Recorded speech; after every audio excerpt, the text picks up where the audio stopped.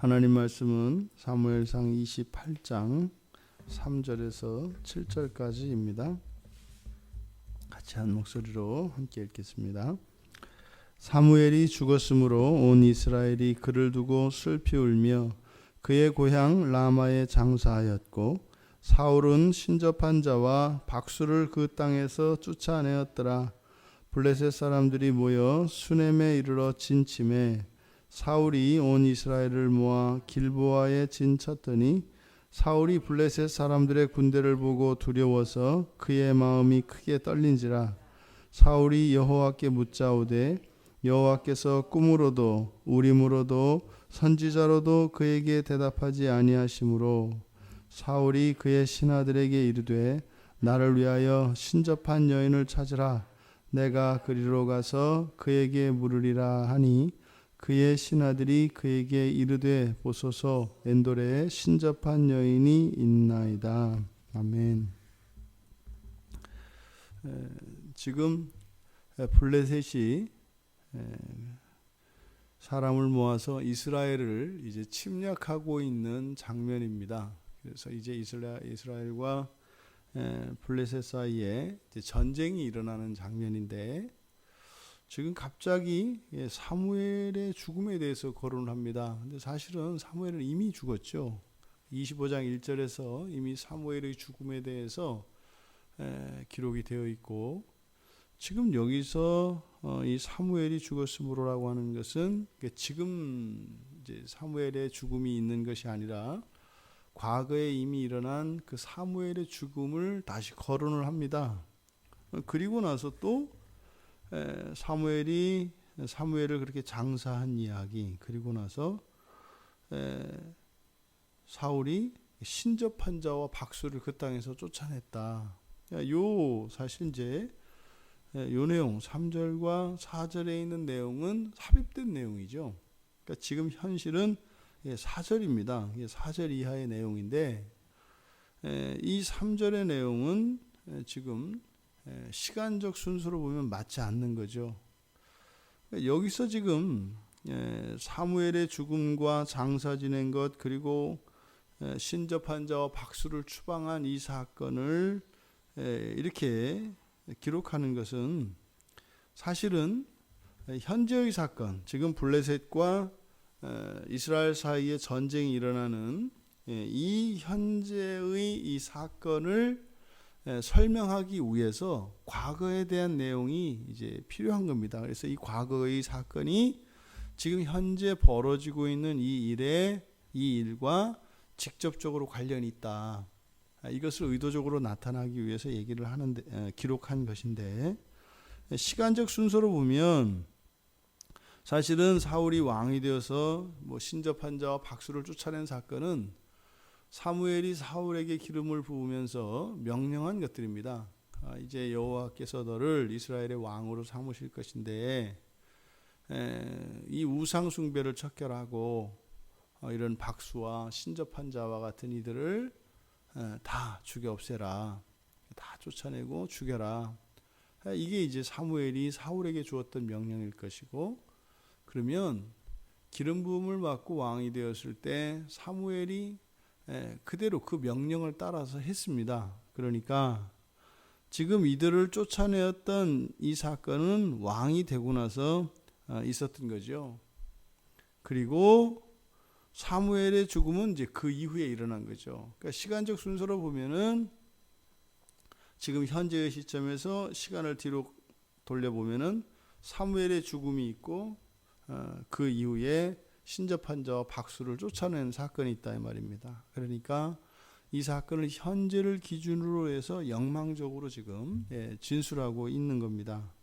그러니까 이렇게 시간을 거꾸로 돌려 진술한 것, 그것은 현재의 사건, 현재의 이 장면을 더욱 이렇게 부각시키기 위한 그런 수사로 보입니다. 지금 현재는 전시 상황이지요. 그러니까 블레셋과의 이런 전시 상황인데 사울은 어땠다?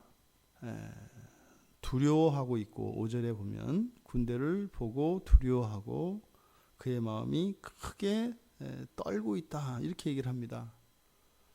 그런데 바로 이것이 무엇과 상관이 있다? 사무엘의 죽음과 이런 신접한 자와 박수들까지 다 쫓아낸 이것이 그것과 관계되어 있다라고 하는 것을 지금 성경은 이야기하고 있는 거죠. 그러니까요, 사무엘이 죽고 없고 그나마 거기다가 어떻게 해요? 신접한 자도 없고 박수도 없고 이것이 사울의 현재의 이 반응, 두려워하고 지금 떨고 있는 그것과 연관되어 있는 것이다. 이거를 지금 말하고자 하는 거죠. 이 진술을 통해서 사울의 종교심이 어떠한 것인가 하는 것을 우리가 엿볼 수 있습니다. 사울은 여호와의 말씀에 불순종합니다. 그리고 섭리조차도 거스르고 여호와께서 기름 부은 사람을 죽이려고 이렇게 작정을 하고 막 쫓아다니고 있지 않습니까? 또 그러함에도 불구하고 막상 이게 삶 속에서 전쟁이 벌어지고 나니까 그때는 어떻게 해요? 이제 그렇게 뭐 하나님도 하나님 여호와도 없고 뭣도 없고 다 이렇게 자기가 하나님처럼 살다가 이런 절대 상황에 부딪히게 되니까 이제 그의 이제 마음이 그런 종교심이 이제 살아났다는 거죠. 지금 이러한 사울이 6절에 보니까 여호와께 묻자오되 이렇게 얘기를 합니다. 그러니까 뭐예요? 여호와를 인정도 하지도 않고 순종도 않는 사람이 여호와께 뭘 물어봤겠어요? 이 전쟁에서 어떻게 하면 승리하겠습니까? 이걸 물어본 거겠죠. 여호와께서 대답하겠어요? 안 하죠. 이미 여호와는 그를 떠났습니다. 그러니까 여호와께서 대답을 하지 않으시는 것은 그에게 내려진 징벌인 거죠. 근데 지금 사울이 여호와께 물어보는 것을 세 가지, 꿈과 우림과 선지자 이렇게 세 가지로 진술하고 있는데 점층적으로 점층법으로 이렇게 되어 있습니다. 그렇죠? 그래서 가장 기본적이고 가장 초보적인 그리고 좀 불확실한 이 방법이 이제 꿈이지요. 여기서 지금 꿈으로도 대답을 하지 않으셨다. 이게 무슨 말일까요? 그러니까 이것은 뭐 사울 스스로가 이렇게 이제 뭐 꿈을 꾸기를 원했다거나 이런 것이기보다는 뭐 예나 지금이나 이렇게 어려움에 처해 있을 때 또 간절한 소원이 있을 때 우리들은 사실은 이렇게 꿈을 통해서 어떠한 그 조짐들 그런 어떠한 뭐 예언 비슷한 이런 것들을 우리가 알기를 원합니다. 뭐 일례로 뭐 결혼을 했는데 뭐 5년 10년 동안 아이가 안 생기거나 이런 사람들은 그 아이에 대한 그 특별한 관심이 있죠. 그러면 뭐 주변 사람들이라도 본인들이 아닌 주변 사람들이라도 뭐 태몽이나 이런 걸 좀 꿔서 뭐 이야기해 주기를 바랍니다. 그래서 누가 이렇게 얘기하다가 태몽을 얘기하면 그거 내 꿈이다. 뭐 이런단 말이죠. 사울도 지금 그런 겁니다. 지금 누군가가 뭐 이렇게 뭐 왕이시여 제가 간밤에 꿈을 꾸었는데 뭐 왕이 뭐 이러이러하고 이랬습니다. 뭐 이제 이런 식으로 그러니까 뭐겠습니까? 주변에 있는 사람들 가운데에서 이 전쟁의 승리에 대한 어떠한 관련되어진 그런 꿈을 꾸는 사람조차 없었다. 아무도 없었다. 이런 뜻이죠. 그러니까 이 꿈이라고 하는 것은 이제 간접적인 겁니다. 간접적인 하나님의 자기 계시지요. 그다음에 두 번째로 우림은 원래 우림은 우림과 둠밈이 같이 나오죠. 세트로 되어 있습니다. 흰 돌, 검은 돌 이렇게 되어 있는 겁니다. 그러니까 그런데 둠밈을 생략했죠. 그러니까 의도적인 겁니다. 이게 뭐 그냥 간편하게 하기 위한 것이거나 뭐 실수로 이렇게 한 것이 아니다. 이것은 의도적입니다. 왜요? 이것은 지금 우림을 거론했습니다만 우림을 사용하여서 여호와께 물어볼 수 있는 상황이 아닌 거라는 거죠. 왜요? 사실은 이미 사울은 앞에서 제사장들, 대제사장들을 이미 다 죽였습니다. 그래가지고 그나마 살아있던 그 제사장 아비아달은 어떻게 했어요?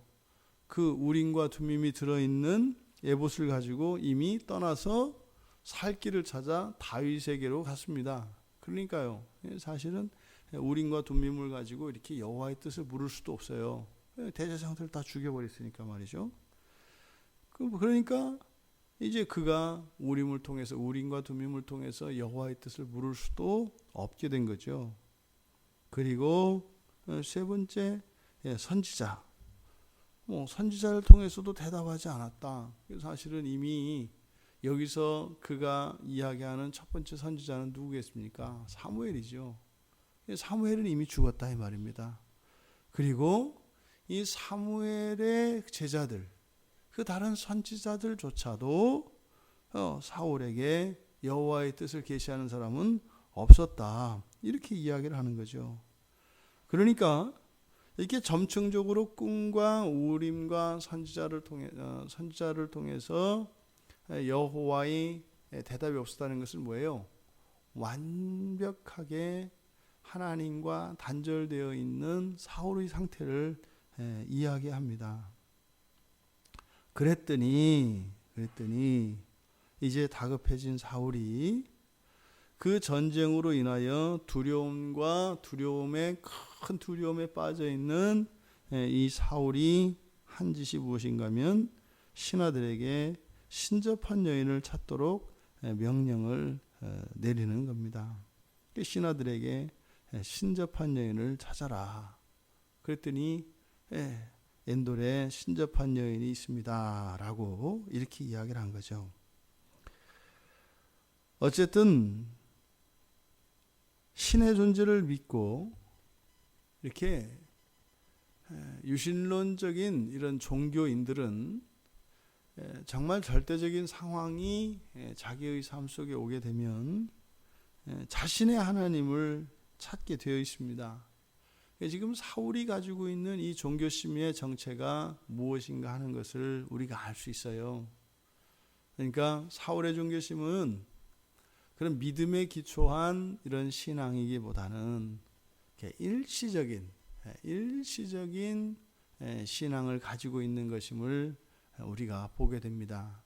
그러다 보니까요, 영원하시고 불변하시고 완전하신 하나님, 여호와 하나님에 대한 신앙이 아니라 그가 가지고 있는 것은 단지 현실의 필요를 채워주고 현실적인 어려움을 극복할 수 있게 해주는 어떤 초월적인 존재에 대한 믿음인 거예요. 그러니까 그게 우상이 됐든 심지어는 이렇게 신접한 여인이 되었든 박수가 되었든 사울에게는 이게 중요하지 않습니다. 왜요?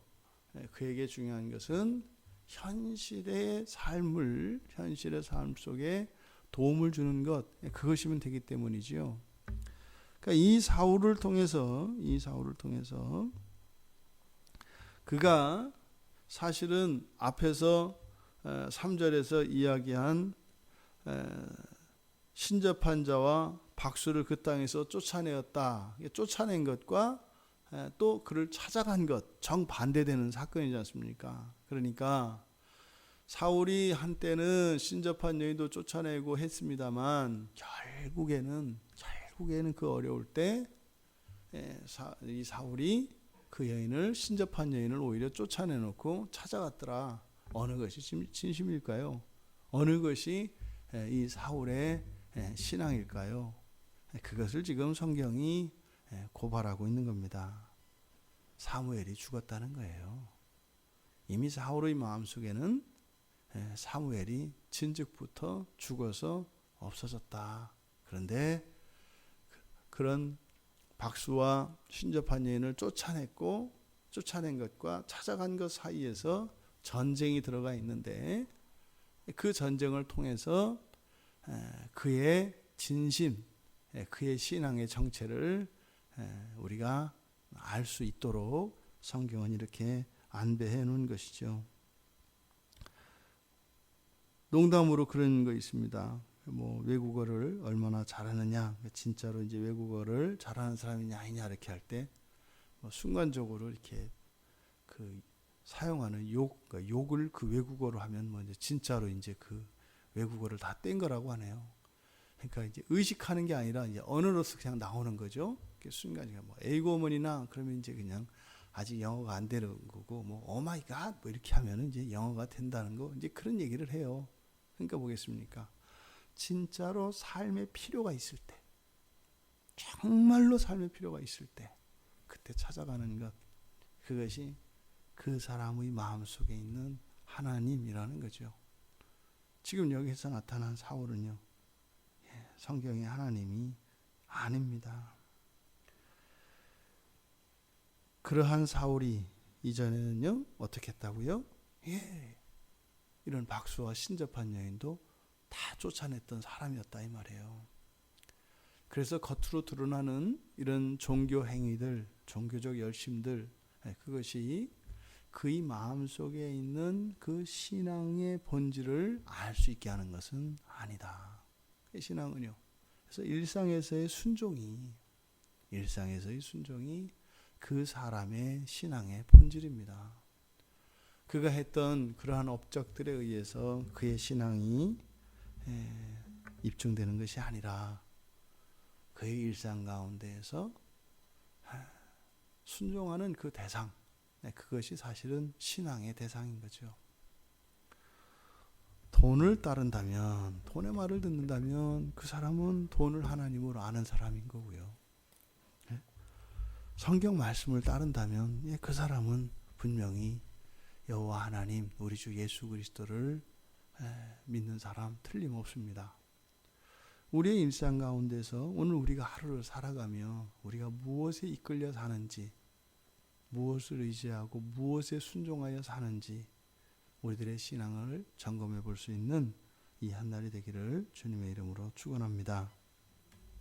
하나님 아버지, 사울이 신접한 여인을 찾아간 이 사건을 통해서 그가 가지고 있었던 신앙은 일시적인 종교심에 불과하였던 것이었다라고 하는 것을 성경은 고발하고 있습니다. 저희들이 살아갈 오늘 하루의 삶 가운데 참으로 저희들이 무엇에 복종을 하고 또한 무엇을 따라 살아가는가, 저희들의 신앙을 점검해 볼 수 있는 이 한날이 되게 하여 주셔서 저희들의 신앙이 우리 주 예수 그리스도를 향한 순결한 일편단심의 신앙으로 그렇게 재무장되어지는 이 한날이 되게 하여 주시옵소서. 감사하며 예수님의 이름으로 기도드리옵나이다. 아멘.